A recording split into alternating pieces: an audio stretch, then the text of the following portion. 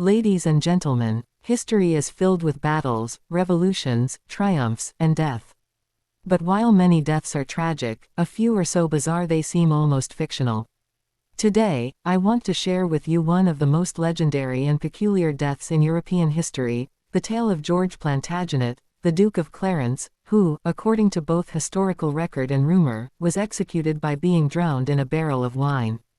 This story combines royal intrigue, betrayal, and the absurd, and leaves us with a powerful reminder that even in the corridors of power, death can be strange, ironic, and unforgettable. Let's begin with the man himself. George Plantagenet, Duke of Clarence, was born in 1449. He was the brother of King Edward IV of England and Richard III, both key figures in the Wars of the Roses, a series of dynastic civil wars between the houses of York and Lancaster in the 15th century. George was ambitious, intelligent, and at times, dangerously disloyal. Though he supported his brother Edward in taking the throne, he would later conspire against him, driven by personal grievances and political ambition. His life was one of shifting allegiances and courtly scheming, and ultimately, his betrayal would lead to his downfall. To fully appreciate this strange tale, we must understand the backdrop of political chaos in which it unfolded. The Wars of the Roses were brutal and confusing. Families were divided. Loyalties changed frequently. Kings rose and fell at the whim of nobles and armies.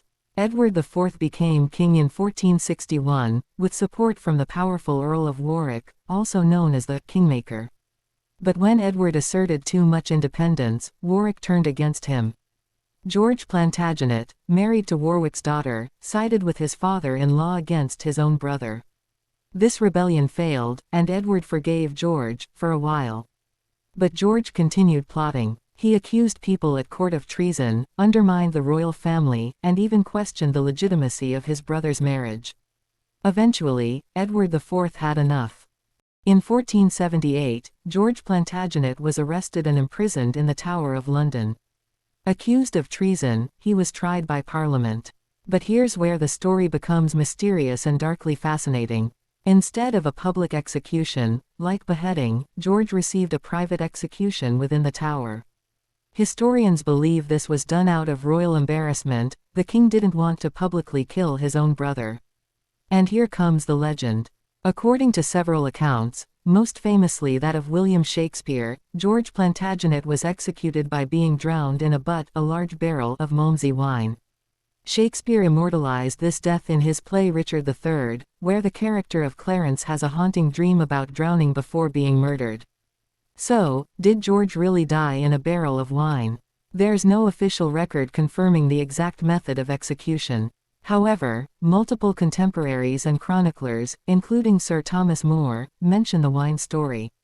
Was it a symbolic punishment, a final irony, or simply a royal joke that evolved into accepted history? Some theories suggest that George chose this method himself, perhaps as a twisted form of gallows humor.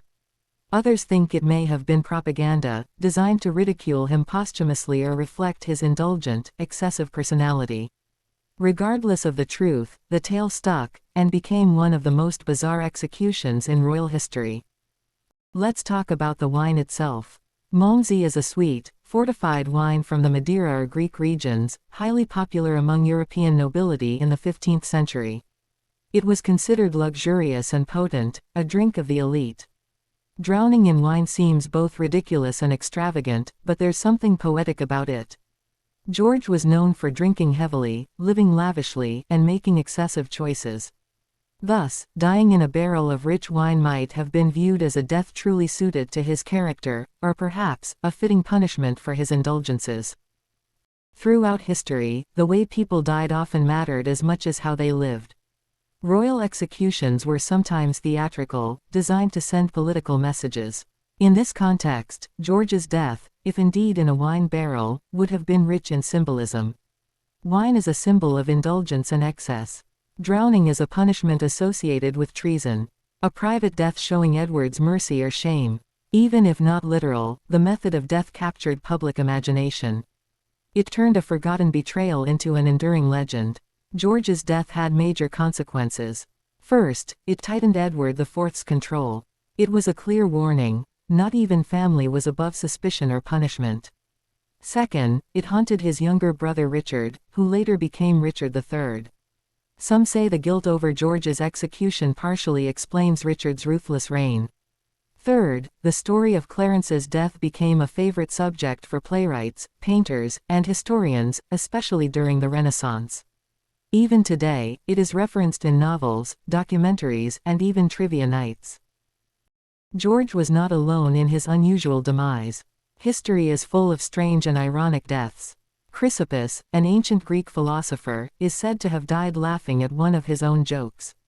King Adolf Frederick of Sweden died in 1771 after eating a massive meal, including lobster, sauerkraut, champagne, and 14 servings of dessert. Sigurd the Mighty, a Viking, died from a wound inflicted by a severed head he had tied to his saddle.